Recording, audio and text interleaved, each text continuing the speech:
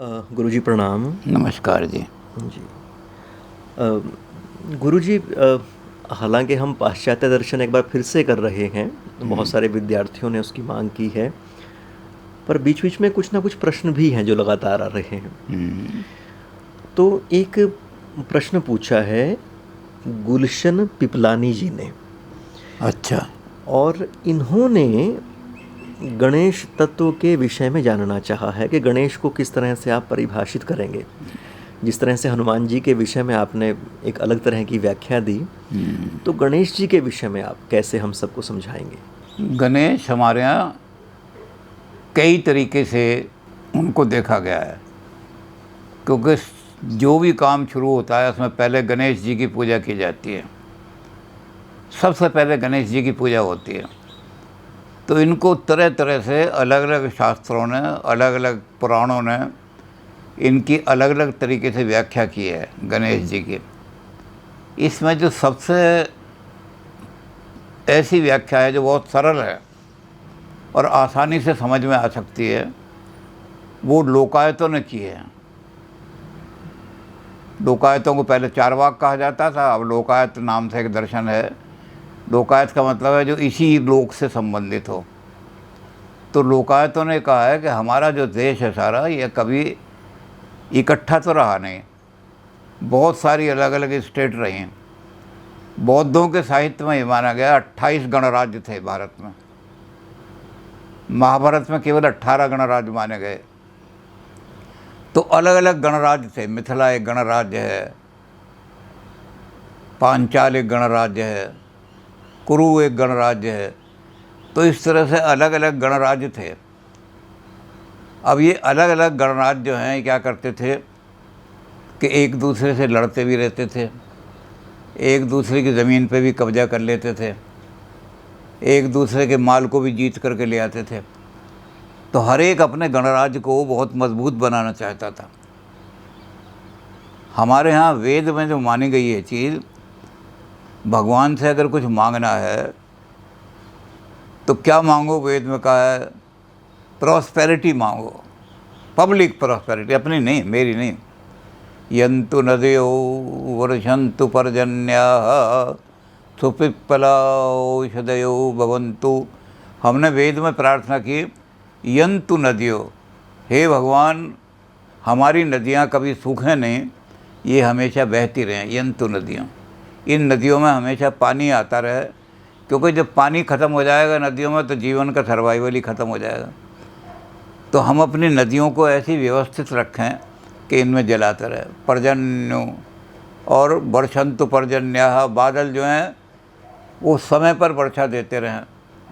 अगर हम ठीक तरह से अपने इकोलॉजिकल बैलेंस रखेंगे, हमारा इकोलॉजिकल बैलेंस बिल्कुल ठीक रहेगा, तो मानसून अपने सब, मानसून का मतलब ये है मौसमी बारिश।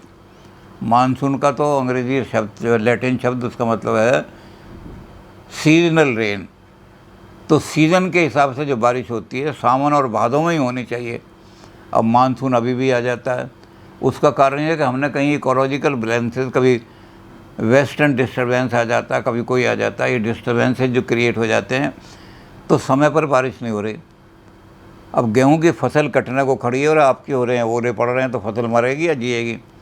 तो हमने भगवान से मांगा, ये वर्षन्तु पर्जन्याः, बादल समय पर बरसें, सुपिप्पला औषधियो भवन्तु, जो भी हम पेड़ लगाएं उसमें फल लगे। ऐसा ना हो हमने पेड़ लगाया और फल ही नहीं लग रहे, सूख गए सारा पेड़। तो जिस पेड़ को हम लगाएं उसमें खूब फल आएँ अच्छे तरह से। अन्नवता ओदनवता, हमारे देश में अन्न बहुत पैदा हो, ओदन बहुत पैदा हो, चावल। अन्न हमारे यहाँ जौ को कहते थे, जौ को बड़ा पवित्र माना जाता है, शुभ काम में जौ रखे जाते हैं। तो जौ और चावल बहुत हमारे यहाँ पैदा हों, और उसके साथ दूध और ईख पैदा। पाश्चात्य जगत में ईख पैदा नहीं होती थी, वहाँ डेट शुगर या बीट शुगर काम आती थी, चुकंदर से शुगर। तो इतनी संपन्नता हमारे देश में है। इस संपन्नता को देख करके जो नंगे भूखे देश हैं वो लूटने आ जाते हैं। जिन देशों में रेगिस्तान ही रेगिस्तान है, जल है ही नहीं, वो क्या करते थे, भारत की संपन्नता को देखा और लूटने के लिए आ गए। तो इसलिए हमारे यहाँ कहा गया कि हमारा गण मजबूत होना चाहिए। तो इसलिए गणराज्य की हमारे यहाँ कल्पना की गई कि हमारे गण का जो अध्यक्ष है, गणेश जी को कहते हैं गणाध्यक्ष। गण का मालिक, गणेश का मतलब ये गण जमा ईश, गण का स्वामी। हमारा गण, गण माने जनसमूह, हमारा जो जनसमूह है, हमारी जो पॉपुलेशन है, इसका जो स्वामी है यानी हमारा राजा। गणेश का मतलब हो गया हमारे पर राज, हमारे गण पर राज करने वाला। तो ये गणेश जो है राज करने वाला था, तो इसके लिए हमने क्या मांगा भगवान से? दंता घात विदारितारि रुद्र। हमारा गणेश जो है इतना हो कि इसका एक दांत जो है दंता घात, उसके एक दांत से क्या करें, इतना विदारित, चीर दे। विदारित का मतलब चीर दे, अरे दुश्मन को, जो हमला करने वाला है उसको एक ही हमले में, एक ही आक्रमण में, एक ही बार में उसका नाश कर दे, चीर के फेंक दे उसको। तो दंता घात विदारितारि रुद्र, गणेश जी का एक दंत होता है, दूसरी बार आक्रमण नहीं करते गणेश जी, एक ही बार आक्रमण करके 10 शत्रु का नाश कर देते हैं। जो हमारा राजा है वो इतना मजबूत होना चाहिए कि एक बार में ही दंता घात विदारितारि रुद्र है, और उससे रुधिर जो है, शत्रुओं का खून जो है, उससे तिलक करके वो सुशोभित हो। बड़े से बड़ा शत्रु आए और हमारा ये गणेश जो है ये अपने दांत से आघात करके उसको चीर दे पहले, और चीर करके उसके रक्त दंताघात विदारितारि रुद्र सिंधूर शोभा करम वंदे शैल सुता सुतम। अब ये लूटने वाला आदमी भी तो ऐसा हो सकता है कि बड़ी भारी फौज लेकर आया और एक बार में हमारे आदमी, तो हमने कहा नहीं, वो होना चाहिए। कौन होना चाहिए? शैल सुता सुतम। ये पहाड़ों से लाई हुई जो मिट्टी है, ये बड़ी दुनिया में सबसे ज़्यादा फर्टाइल लैंड जो है वो गंगा और सिंध का मैदान माना जाता है। इससे ज़्यादा फर्टाइल लैंड सारे वर्ल्ड में ही नहीं है कहीं दुनिया में। तो ये कहाँ से है? ये सिंधु सुत जो है ये शैल सुता है, पर्वत जो है हिमालय, शैल, इससे मिट्टी आ करके सारी नदियाँ मिट्टी लाती हैं और उनसे गंगा सिंध का, तो जो शैल सुता, और शैल सुता का अपने आप को पुत्र मानता हो, मैं इस भारत भूमि का पुत्र हूँ। बाहर का आदमी भी इतना आ सकता है कि एक दांत से हमारे आदमियों को मार दे, तो उसको हम गणाध्यक्ष थोड़ी मान लेंगे, अपने गण का राज थोड़ी मान लेंगे। हमारे गण का राजा वो होना चाहिए, गणेश वो होना चाहिए जो शैल सुता, जो पर्वतों की से लाई हुई मिट्टी से जो भूमि बनी है, उस भूमि का अपने आप को पुत्र माने। मैं इस भूमि का, भारत का पुत्र हूँ। और जब वो उसको ऐसा पुत्र होगा तो क्या होगा? वो हमारे वंदे बोध, हम कहेंगे उसको वंदे शैल सुताश्रम गणपति। अब वो जो हमें क्या करेगा? वो हमें अर्थ और काम, हमारे अर्थ की इकोनॉमिक प्रॉस्पेरिटी की रक्षा करेगा। वो हमने जो इस इकोनॉमिक प्रॉस्पेरिटी की है, इसको कोई लुटेरा लूट कर न ले जाए, तो जो भारत भूमि का अपने आप को पुत्र मानेगा वही तो इसकी रक्षा कर सकेगा भारत की। तो शैल सुता का पुत्र होना चाहिए। और अर्थ और काम की रक्षा, हमारे यहाँ जो लॉ एंड ऑर्डर है, हमारे जो प्लेजर के प्रिंसिपल हैं, जो है हम अपनी वेल्थ को हम एंजॉय करें। ऐशाम राजा भूयासम, ऐसी संपन्न भूमि पर हमारा ही राज्य हो, कोई दूसरे का राज्य ना, वो हमारा गणपति है। तो गणपति को इन्होंने माना। आज जो कहा जा रहा है honour the state the root, सारी पॉलिटिकल साइंस ये कहती है कि स्टेट को ही गॉड मानो, गॉड मार्चिंग ऑन अर्थ, सारे हेगेलियन आइडियलिस्ट यही मानते हैं। ये जो स्टेट है, राज्य है हमारा, ये राज्य ये क्या करता है? अर्थ धर्मार्थ फलाय राज्याय नमः। ये राज्य जो है हमें धर्म और अर्थ दोनों फलों का देने वाला है। धर्म मीन्स लॉ एंड ऑर्डर। अगर हमारा गणपति बहुत अच्छा है, मजबूत है, गणराज्य हमारा, गण का जो राजा है वो मजबूत है, यानी हमारी स्टेट की जो मशीनरी है, एग्जीक्यूटिव मशीनरी, जुडिशल मशीनरी, ये मजबूत है, तो धर्म, तो लॉ एंड ऑर्डर कभी भी डिस्टर्ब नहीं हो सकता। तो धर्म का फल देने वाला, और अर्थ इकोनॉमिक प्रॉस्पेरिटी का लाने वाला, डिस्ट्रीब्यूटिव जस्टिस हमारा राज्य कर सकता है। अगर राज्य लोगों को खा जाएगा तो हम गणेश को मानते हैं, गणपति वो है जो हमारा गणराज्य है, गणपति हमारे गण का राजा है। उसके अंदर ये हमने गुण लगा दिए कि उसके अंदर ये होना चाहिए कि एक बार में शत्रु का नाश कर दे और शत्रु के रुधिर से रक्त लगा करके वो शोभायमान हो कि मैंने विश्व को विजय किया है। और वो फिर इसी भूमि का अपने आप को पुत्र माने। बाहर का आदमी आकर के हमारे ऊपर अपना सत्ता ठोक दे और हमें मारे, उसको हम गणपति नहीं मानेंगे, उसकी पूजा नहीं करेंगे।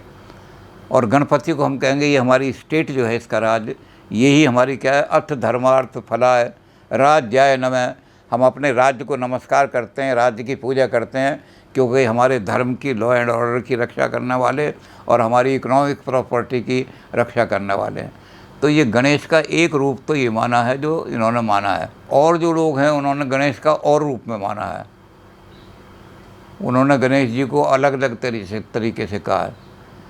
उन्होंने कहा सुमुखश्च एकदन्तश्च कपिलो गजकर्णिका लंबोदरस्य विक्टो विघ्नाशो विनायका धूम्रकेतु गणाध्यक्षो भालचंद्रो गजानना। अब इन्होंने सबसे पहले कहा कि हमारा जो गणपति है, हमारे गण का जो राजा, गण का जो पति है, चाहे वो इलेक्टेड प्रेसिडेंट हो और चाहे वो मोनार्क हो, लेकिन हमारा गण का पति जो है वो सुमुखश्च, उसकी वाणी बड़ी मिठास वाली होनी चाहिए, डिक्टेटर नहीं होना चाहिए। हम डिक्टेटरशिप नहीं चाहते। सुमुखश्च एकदन्तश्च, एकदंत तो इन्होंने कहा एक बार में ही शत्रु का नाश करने वाला। हमारे पास कोई शत्रु मार रहा है तो ये नहीं कि 17 बार हम पर हमले कर रहा है। हमारा राज इतना, हमारा गणपति इतना प्रबल होना चाहिए, एक सुमुखश्च एकदंत कपिल होना चाहिए। वो हमारे राज्य के अंदर सारी की सारी खेतियाँ जो हैं हरियाली, वो चारों तरफ हरियाली हरियाली दिखाई दे, ऐसा राजा होना चाहिए हमारे देश में। एक तो हमने कहा एक दंतो, हमने गणेश जी को कहा सुमुखश्च एक दंतो कपिलो गज करने का। गज कर्ण किसको कहा कि वो सबकी सुन सके। हमारे यहाँ अदले जहांगीरी का शब्द फारसी से आया कि जहांगीर के यहाँ एक घंटा लटका हुआ था, उसके बाहर एक कपड़ा लटका हुआ था। कोई भी आदमी जिस पर अत्याचार हुआ हो, जुल्म आया हुआ हो, वो आए और रात को उस कपड़े को खींचे तो अंदर राजमहल में घंटी बज जाती थी, जहांगीर बाहर आ जाते थे, चाहे आधी रात हो। तो अदले जहांगीरी माने जाता है, लेकिन अदले जहांगीरी तो मुसलमानों का है। हमारे यहाँ तो गणपति इससे पहले हैं, गजकर्ण है। अब जहांगीर क्या ये माना जाता है कि एक घोड़ा जो था वो घूमता फिर रहा था भूखा, तो उसने जो कपड़े को, जैसे यहाँ गऊ होती हैं कपड़ा उठा के खाने लगती हैं, पॉलीथीन उठा के खाने लगते हैं, तो उसने, घोड़े ने उस कपड़े को जो वहाँ देखा तो कपड़े को मुंह में उठा लिया और उसको चाबने लगा। वो घंटी बजी 1 2 3 4। जहांगीर ने कहा कोई ज़्यादा अत्याचार हुआ है जो बार बार घंटी खींच रहा कोई आदमी, तो फ़ौरन निकल के आए। तो घोड़ा जो था हिने ना आया, वो तो घोड़े को भाया, घोड़ा कपड़े को नहीं छोड़ रहा। तो उसने कहा कि बहुत अभी रात को इस घोड़े का मालिक ढूंढो कहाँ है और अभी रात को लाओ और उसके कोड़े लगाओ और उसके घर में जितना नाज है इस घोड़े को खिलाओ, इस घोड़े को भूखा मार रखा है उसने। तो अदले जहांगीरी तो हमने मशहूर कर दिया, लेकिन अपने गणपति की बात नहीं की। हमारे गणपति गजकर्ण है, एक छोटा आदमी भी उसकी भी बात सुनने को तैयार है। कपिलो गजकर्ण का, इसकी सुनने की शक्ति हमारे राजा की, जो हमारा अच्छा राजा है गणपति है, उसके अंदर ये भी गुण होना चाहिए कि हर एक की सुने। छोटा छोटा आदमी है, गरीब से गरीब आदमी है, ये नहीं कि उसको भगा दिया, उसकी भी सुनने की, हाँ बेटा क्या बात है, क्या तकलीफ़ है, क्या परेशानी हुई है। तो गजकर्ण होना चाहिए हमारा जो गणपति है। सुमुखश्च एकदन्तश्च कपिलो गजकर्ण का। अब इतने गुण होने के बाद हमने उनको देखा कि इतने सारे गुण जिनके अंदर हों, और भी गुण देखे हमने लगाए कि वही हमारा गण का पति बनने का अधिकार है। इसलिए जो इन सब चीज़ों की रक्षा करता है, धर्म की भी रक्षा कर रहा है, लॉ एंड ऑर्डर की, पुलिस किसी को तंग ना करे और पुलिस ठीक काम करे, जुडिशरी काम ठीक करे, तो उस राजा को हम पहले हम उस राजा की नमस्कार करते हैं। हम अपने राज्य को मजबूत बनाने के लिए सबसे पहले राज्य को नमस्कार करते हैं कि अगर हमारे राज्य में लॉ एंड ऑर्डर ही नहीं होगा, हमारे राज्य में कपिल हरियाली हरियाली नहीं होगी, हमारे अंदर गरीब से गरीब आदमी की बात भी नहीं सुनी जाएगी, जुडिशियस, तो हम उस राज को क्यों नमस्कार करें? और जिनकी सुनी जाएगी तो हम सबसे पहले राज को नमस्कार करेंगे। अगर हमारा राज ही ठीक नहीं है तो हम कौन सा काम धर्म का कर सकते हैं? सब अधर्मीय धर्म फैलेगा। तो गणेश जी को यहाँ भी माना इन्होंने कि हमारा गणपति कैसा होना चाहिए। तो गणपति सिंबल है हमारे गुड गवर्नेंस का। तुम कश्य दंत कपलो गजकर्ण का लंबोदर, लंबोदर भी ऐसा है, रहस्य को अपने अंदर संभाले, किसी को पता न लगे। शरीर के अंदर लंबोदर होना चाहिए। तो अकबर के पास 3 मूर्तियां लेकर के एक आदमी आया। तो अकबर ने कहा बड़ी सुंदर मूर्तियाँ हैं बीरबल, इनको खरीदो। तो उसने कहा जी ये मूर्ति तो 10 रुपए की है, ये मूर्ति 100 रुपए की है, और ये मूर्ति 500 रुपए की है। अकबर ने कहा तुम धोखा दे रहे हो, तीनों मूर्तियाँ एक सी दिखाई दे रही हैं, चलो तीनों मूर्तियाँ उठाओ, 100 रुपये इसको दो। उसने कहा हजूर इस रहस्य को बीरबल एक्सप्लेन कर सकता है कि ये मूर्ति 10 रुपये वाली है, ये 100 रुपये वाली है, ये 500 रुपये वाली है। बीरबल क्या एक्सप्लेन करोगे, ये आदमी हमें धोखा दे रहा है। बीरबल ने कहा शुरू एक वो तिनका लेकर के आओ तो रहस्य पता लग जाएगा आपको।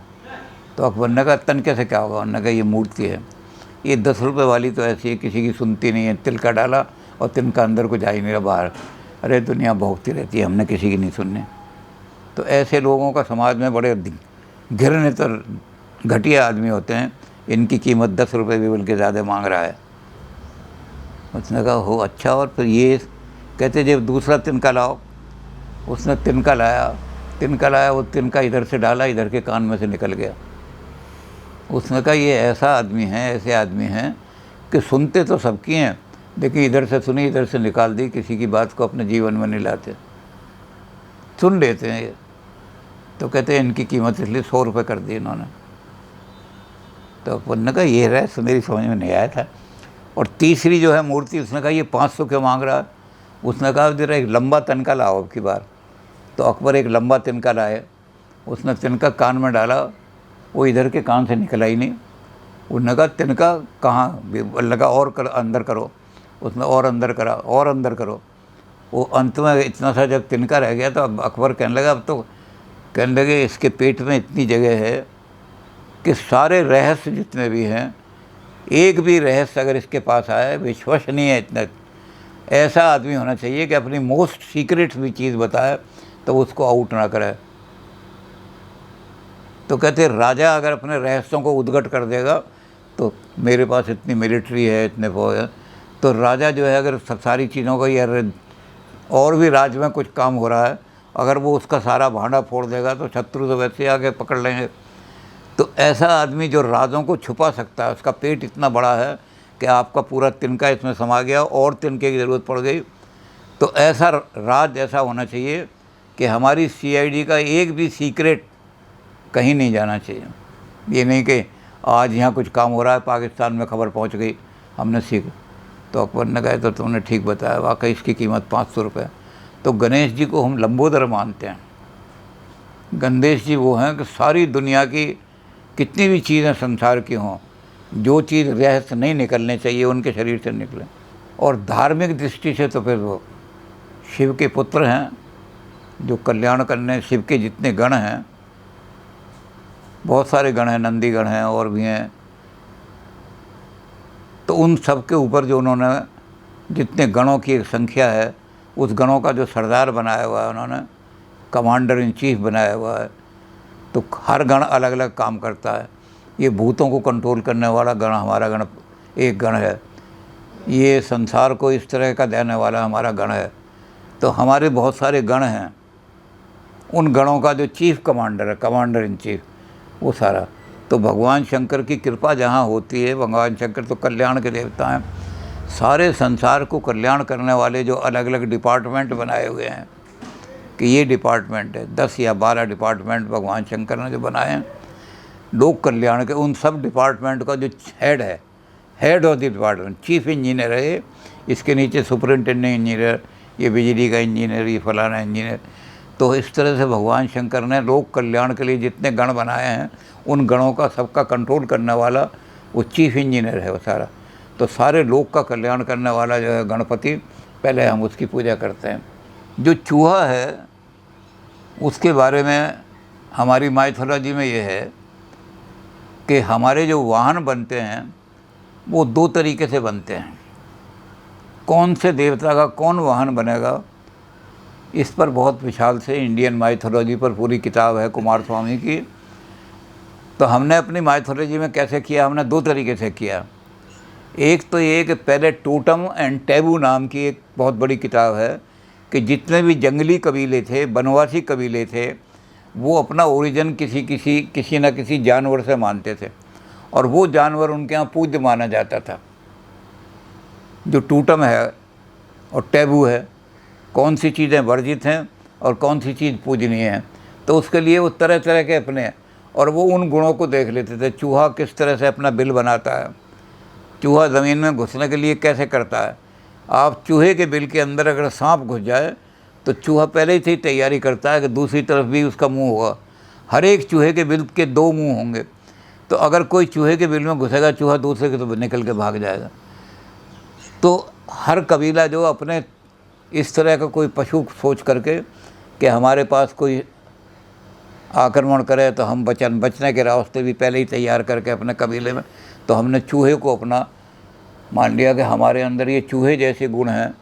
उस कबीले को जा कर के उन्होंने पराजित किया, जिसने वो उस चूहे के ऊपर छा गए। हमने उन कबीलों को सिविलाइज बनाने के लिए, या वो लूट मार करते थे तो उनको एलिमिनेट करने के लिए हमने उस कबीले को जीत लिया। तो हमने क्या किया कि इनका जो देवता था चिंबल, हमने उसके ऊपर आरूढ़ हो गए। एक तो ये हुआ, और दूसरा ये है कि जो चूहे जैसे गुण जो होते हैं, चूहे के अंदर अवगुण भी होते हैं। तो चूहे जैसे अवगुण जितने भी हैं, उन अवगुणों को पराजित करके हमने सिविलाइजेशन खड़ी की। तो 2 तरह से माइथोलॉजी में उन्होंने एक्सप्लेन किया है कि देवता का जब भी इसी तरह से गणेश जी का जो उनका होगा, विष्णु भगवान का तो गरुड़, तो या तो गरुड़ को मानने वाला कोई कबीला होगा, उस कबीले को हमने पराजित करके किया है, विष्णु उस पर आरूढ़ हो गए। और या गरुड़ के अंदर जो हमने अवगुण वगैरह देखे हैं, उन अवगुणों को अपने यहाँ से निकाल करके और हमने सिविलाइजेशन खड़ी की है, तो हम गरुड़ को आरूढ़ हो गए। तो इसी तरह से एक एक सिंबल को एक्सप्लेन किया है। तो सारी सिंबल जो हैं इसी तरह की हैं कि गणेश का जो वाहन है वो चूहा है, तो या तो गणेश जी ने उन कबीलों को, जिन कबीलों में इसको टोटम माना जाता था चूहे को, उन कबीलों को उन्होंने विजयी करके उनके वहाँ विराप करके और वहाँ खेतियाँ करनी शुरू की, सिविलाइजेशन लाए, अपने उन कबीलों को साफ़ किया। और यह ये है कि जिन कबीलों के अंदर लूट मार करने की ऐसी थी, उनके अंदर जो अवगुण थे चूहे वाले, उनको निकाल करके अवगुणों को और उनको सिविलाइज बनाया। तो दोनों अर्थों में वो चूहा जो है गणेश जी का वाहन बन गया। सारे वाहन ऐसे हैं हमारे जितने भी हैं। जी गुरु जी। बहुत अच्छी किताब है वो, इंडियन माइथोलॉजी की। उसमें ख़ास तौर से वाहनों को बड़ा एक्सप्लेन किया है। तो ये सारे